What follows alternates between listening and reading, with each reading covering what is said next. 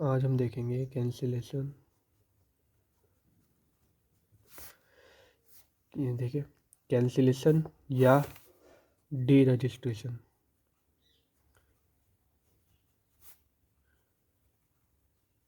Under GST. ठीक है, cancellation या डी रजिस्ट्रेशन अंडर जीएसटी। अब जो कैंसिलेशन ऑफ जीएसटी मतलब कि कोई बिजनेसमैन है, ठीक है, तो उसकी एक तरह से सीमित वो होती है टर्नओवर होता है। टर्नओवर यानी कि मुनाफा कह सकते हैं, जो फाइनेंशियल ईयर के लास्ट में होता है किसी भी बिजनेसमैन को। ठीक है, तो उसे अगर उसका जीएसटी के रूल्स के जो दायरा है उससे अगर ज़्यादा है तो उसे रजिस्टर करना पड़ता है जीएसटी के अंतर्गत। ठीक है, उस बिजनेसमैन को अपना बिजनेस। तो अगर उसे वही चीज़ डी रजिस्टर करनी है यानी कि कैंसिल करना है तो इसके अंतर्गत 3 फॉर्म आते हैं। ठीक है, जीएसटी के 3 फॉर्म आते हैं इसके अंतर्गत। ठीक है, ये बुक में ही है सारा। कौन कौन से? एक तो हो गया जीएसटी REG 29, एक हो गया GST REG 19 और एक हो जाता है हमारा GST REG 21। ठीक है, तो ऐसे ऐसे लास्ट में पढ़ेंगे। ये मॉडल पेपर में नहीं दे रखा, पर क्या पता क्वेश्चन बन जाए। ठीक है, तो इसे बाद में पढ़ेंगे। एक तो हो गया GST REG 29, एक होता है GST REG 19। तो पहले देखते हैं। अब जब किसी बिजनेसमैन को अपना कैंसिल करना होता है रजिस्ट्रेशन, ठीक है, तो उसे GST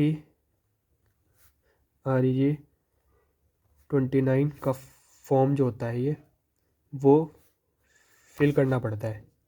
ठीक है, तो इसमें कौन कौन सी डिटेल्स आती है, इसके अंदर उसे डिटेल डालनी पड़ती है अपनी बिजनेस की। और वो डिटेल्स कौन कौन सी होती है? पहली तो हो जाती है उसके रॉ मटेरियल्स के बारे में डिटेल सारी। दूसरी डिटेल हो जाती है उसके, देखो जैसे कि कोई भी बिज़नेस है तो उसे कोई कंपनी है, उसे मैन्युफैक्चरिंग का बिज़नेस है, तो वो सबसे पहले क्या करती है? रॉ मटेरियल्स मंगवाती है। ठीक है, उन रॉ मटेरियल्स को फिर प्रोसेस होता है और प्रोसेस के टाइम पे और गुड्स का भी यूज़ होता है। ठीक है, तो उन गुड्स को कहते हैं वर्क इन प्रोग्रेस।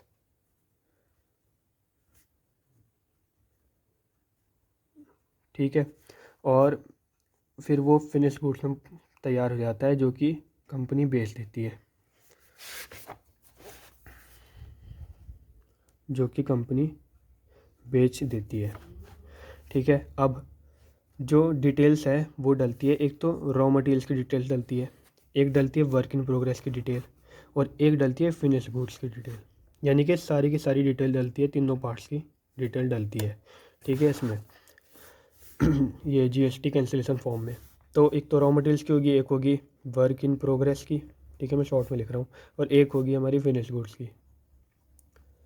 ये सारी डिटेल डलती है। और एक उसे अपनी लायबिलिटीज़ जो है, मतलब उस पर कितनी लायबिलिटीज़ है पेएबल। ठीक है, मतलब उसे अभी कितनी देनदारों की देनदारी है, इस हिंदी में कहते हैं देनदारी। ठीक है, तो उसे कितनी अभी पे करनी है, जो कि ये बैलेंस शीट के अकॉर्डिंग होनी चाहिए। ठीक है, जो लायबिलिटीज़ होती है तो उसे ये इसकी लायबिलिटीज़ की डिटेल भी डालनी पड़ती है अपने इसमें GST REG 29, जो कि कैंसिलेशन का फॉर्म है, डी रजिस्ट्रेशन का फॉर्म है।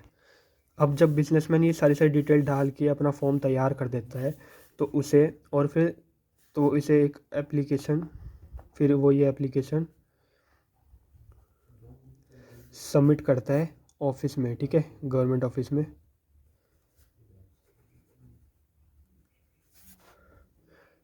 अब जिस दिन ये इसे सबमिट करता है तो उसे हम कहते हैं, उस डेट को हम कहते हैं डेट ऑफ एप्लीकेशन। उसे हम डेट ऑफ एप्लीकेशन कहते हैं।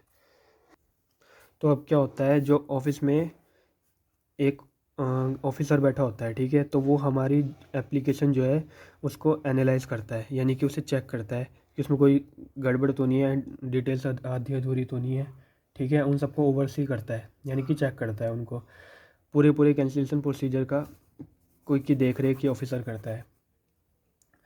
तो इस सब के बाद फिर वो एक जैसे हमने GST REG 29 फॉर्म फिल किया, तो उसके बाद ये ऑफिसर GST REG 19 फॉर्म जो है, ठीक है, ये GST REG 19 है, तो इसको वो इशू करता है, ठीक है। अब तो इसके बाद जो हमारे बिजनेस का कैंसिलेशन है, रजिस्ट्रेशन जो डी रजिस्ट्रेशन है, cancellation of registration under GST, तो वो अप्रूव हो जाता है, ठीक है। उसके बाद वो उसे अप्रूव कर देता है और वो हमें एक डेट देता है, ठीक है। एक डेट डिसाइड करके, कोई भी डेट होगी XYZ, ठीक है। तो वो हमें एक डेट देता है, उसके बाद से हमारा कैंसिलेशन हो जाता है, ठीक है, हमारा कैंसिल हो जाता है रजिस्ट्रेशन। तो अब हमारे दो हो गए हैं। ये वैसे Satya model paper question number 5 है, ठीक है। वैसे मेंशन कर दूंगा, पर ये मॉडल पेपर क्वेश्चन नंबर 5 है, ठीक है, GST के यूनिट 1 का। तो इसमें दो दे रखे थे हमें, एक तो REG 29 और एक REG 19। वैसे 21 दे नहीं रखा है, पर इसमें हम पढ़ लेते हैं, क्योंकि क्या पता क्वेश्चन बन जाए इसमें से, ठीक है। मॉडल पेपर में नहीं दे रखा, पर बुक में तो होगा है, तो इसके बारे में पढ़ते हैं, ठीक है। अब GST REG 21 कुछ नहीं है, ये केवल इसमें जो हमने कैंसिल किया था, मतलब कैंसिल किया था, जो हमने कैंसिलेशन था प्रोसेस GST REG 29 में, जो हमने अभी पढ़ा था, कैंसिलेशन ऑफ रजिस्ट्रेशन, ठीक है, मैं ऐसे लिख रहा हूँ, रजिस्ट्रेशन अंडर GST, ठीक है। इसमें कुछ नहीं है, इसमें बस रिवोक करना है उसको, मतलब कि कैंसिलेशन को रिवर्स कर देना, ठीक है। Revocation revocation of cancellation of registration under GST। Revocation मतलब होता है, इसका कह सकते हैं उल्टा कर देना, ठीक है। मतलब अगर हमें कैंसिल नहीं करना, ठीक है, तो फिर हम रेवोकेशन, तो हम GST REG 21 का के फॉर्म का हम यूज़ करेंगे बस, और इसमें कुछ नहीं है। तो हमारे 3 कंप्लीट हो गए, एक GST REG 29, GST REG 19 और 21। अब क्वेश्चन नंबर 5 में 19 और 29 दे रखे हैं, 21 हमने खुद से कर लिया है, ठीक है। तो हमारा क्वेश्चन नंबर 5 भी कंप्लीट।